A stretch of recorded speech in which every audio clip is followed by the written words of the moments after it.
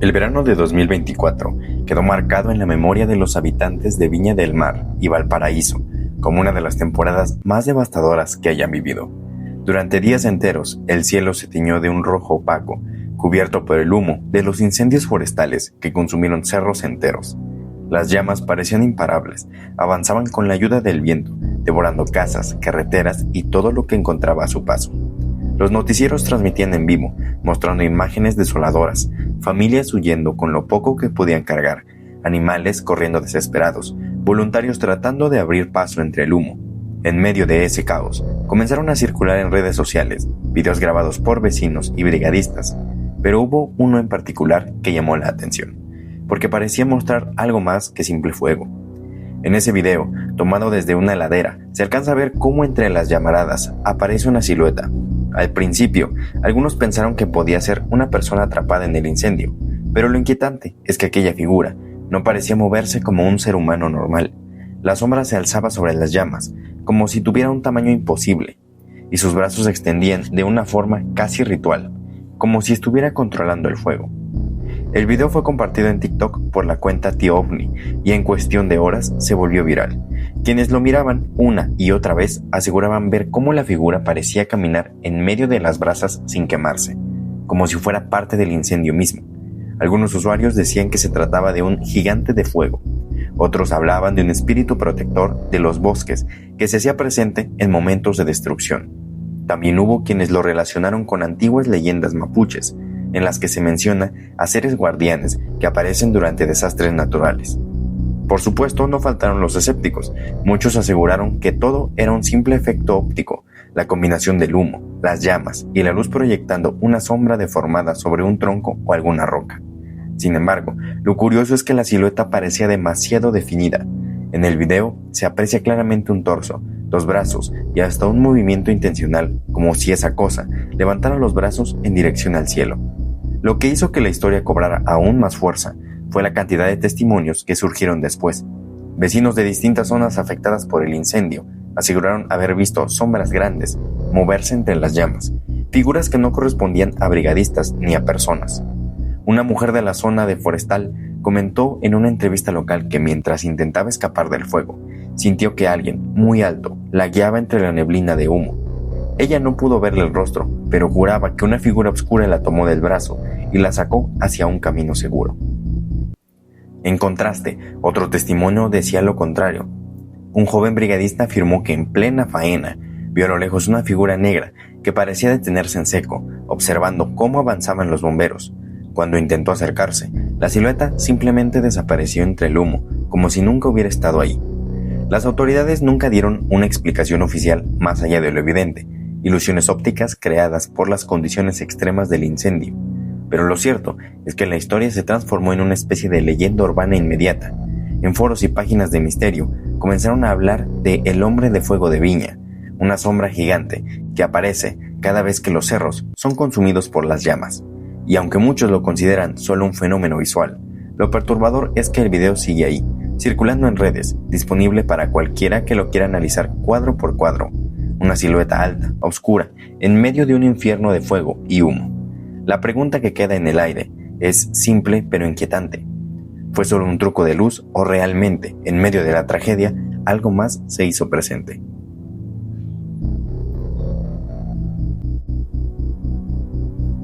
En pleno centro de Santiago, frente a la Plaza de Armas, se levanta un edificio que miles de personas cruzan a diario sin detenerse demasiado.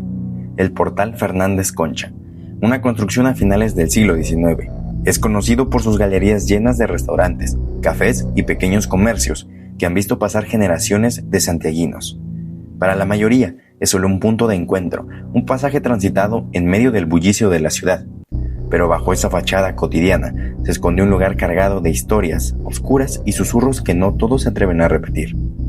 A comienzos de 2025, el portal volvió a ser tema de conversación cuando un investigador paranormal lo señaló como uno de los sitios más inquietantes del centro histórico.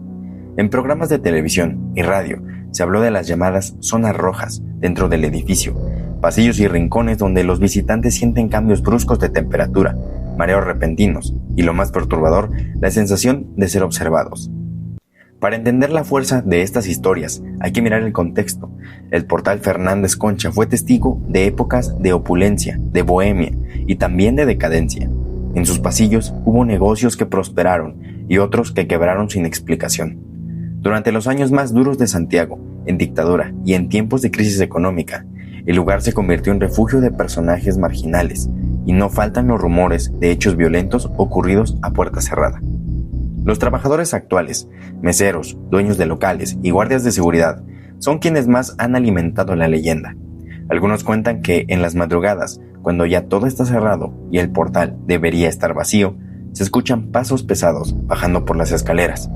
Otros aseguran que las cámaras de vigilancia han captado sombras atravesando los corredores, sombras que se desvanecen frente a las vitrinas. Uno de los relatos más inquietantes lo dio un antiguo guardia nocturno.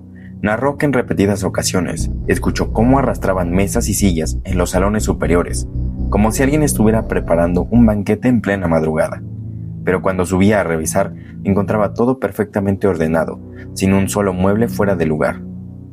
Los fenómenos no se limitan al sonido. Clientes y visitantes han afirmado sentir una mano fría tocarles el hombro cuando caminan por ciertos pasajes.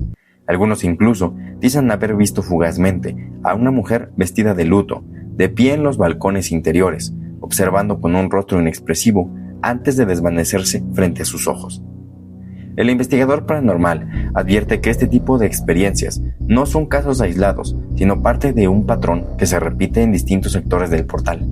Habló de puntos de energía acumulada, zonas donde la actividad paranormal se intensifica y deja huella tanto en las personas como en los registros electrónicos. Hoy, el portal Fernández Concha sigue siendo un lugar muy concurrido, con restaurantes llenos y turistas que lo atraviesan sin sospechar nada. Pero basta con detenerse un poco, quedarse en silencio en alguno de esos pasillos, para notar que el aire cambia. Entre los ecos de las voces y el murmullo de la ciudad, hay algo más que permanece oculto, como si las historias del pasado se resistieran a desaparecer. Quizás la próxima vez que alguien camine por ahí, entre el bullicio de los cafés y las vitrinas iluminadas, pueda sentir esa mirada invisible que tantos aseguran haber experimentado, la presencia de un Santiago oculto, silencioso y para algunos profundamente inquietante. La familia de Bajos de Mena. En el sur de la comuna de Puente Alto, en Santiago, existe un sector que desde hace décadas carga un estigma: Bajos de Mena. Es un conjunto de poblaciones populares donde la vida diaria está marcada por la lucha constante, delincuencia, hacinamiento, falta de servicios públicos. Pero lo que vivió una familia de este lugar en el año de 2024 fue muy distinto. No tenía que ver con pandillas ni con la violencia de la calle, sino con algo mucho más difícil de explicar, algo que parecía seguirlos a donde fueran. Todo comenzó con ruidos extraños dentro de la casa, golpes secos contra las paredes, pasos en el pasillo durante la madrugada y objetos que aparecían fuera del lugar. Al principio lo atribuyeron a problemas comunes, ratones, corrientes de aire o simple descuido, pero las situaciones se hicieron cada vez más intensas. Los niños de la familia empezaron a llorar por las noches, asegurando que una sombra negra se sentaba en la esquina de sus camas. Los padres trataron de mantener la calma, pensando que eran simples pesadillas infantiles. Sin embargo, ellos mismos pronto empezaron a sentir la misma presencia. En más de una ocasión, mientras dormían, escucharon una respiración pesada cerca del oído, y al encender la luz, no había nadie. Lo más desconcertante es que el fenómeno parecía acompañarlos incluso fuera de la casa. Cuando lograron mudarse a otra vivienda, los sucesos continuaron como si la presencia hubiera decidido seguirlos. El caso llamó la atención cuando fue llevado a un programa en vivo de radio comunitaria llamado El Aguante de la Nuestra.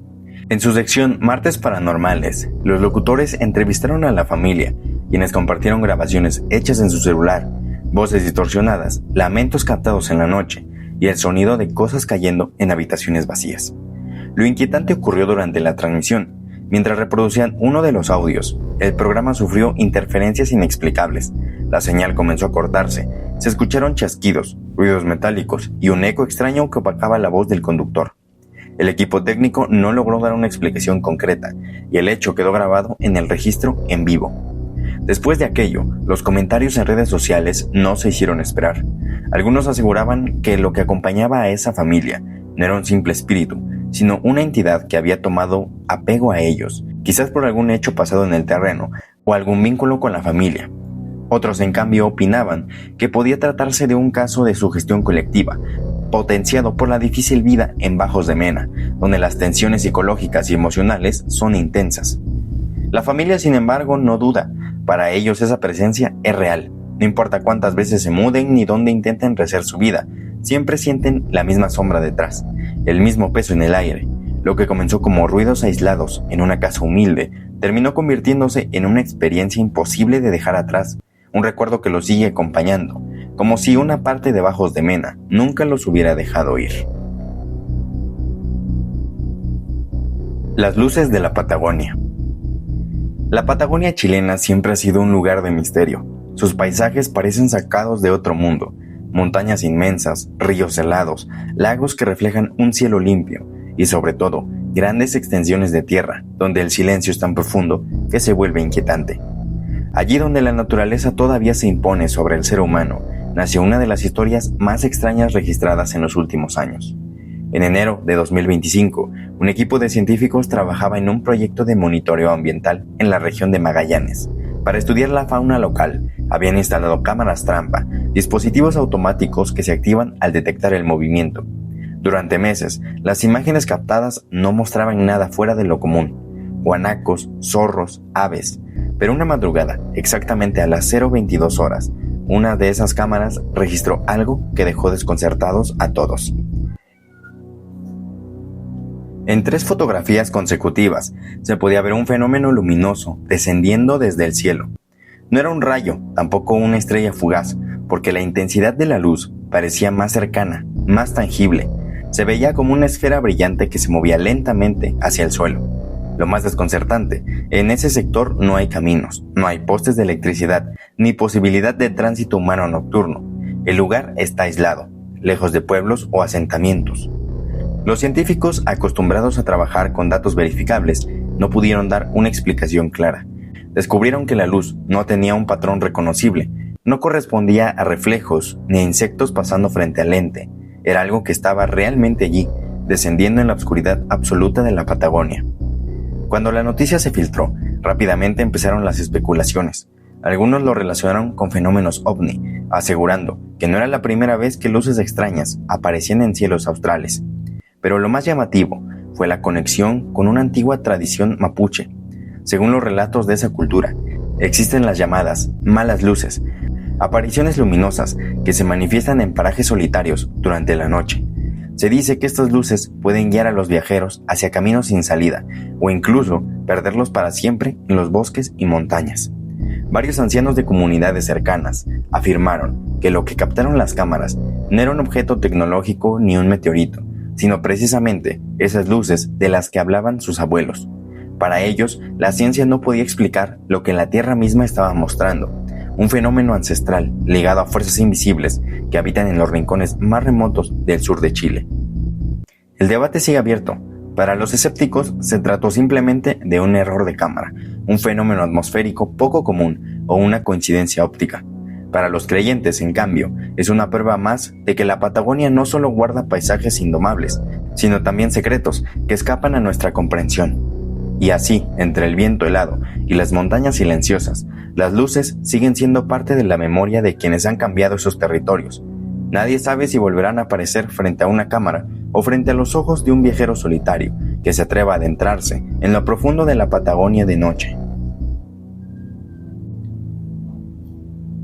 El Hospital San José y las sombras en sus pasillos.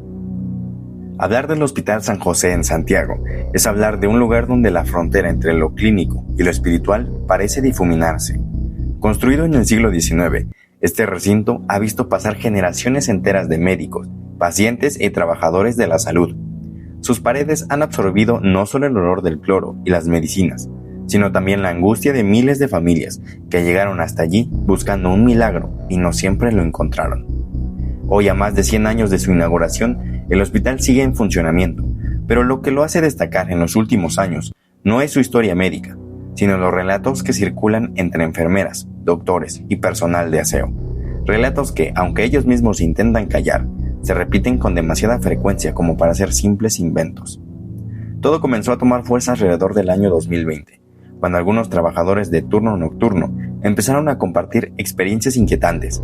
En plena pandemia, con el hospital lleno y los pasillos en silencio sepulcral, varios funcionarios comenzaron a hablar de sombras que caminaban lentamente frente a ellos, figuras que se detenían al final del pasillo, y cuando alguien se acercaba, simplemente desaparecían.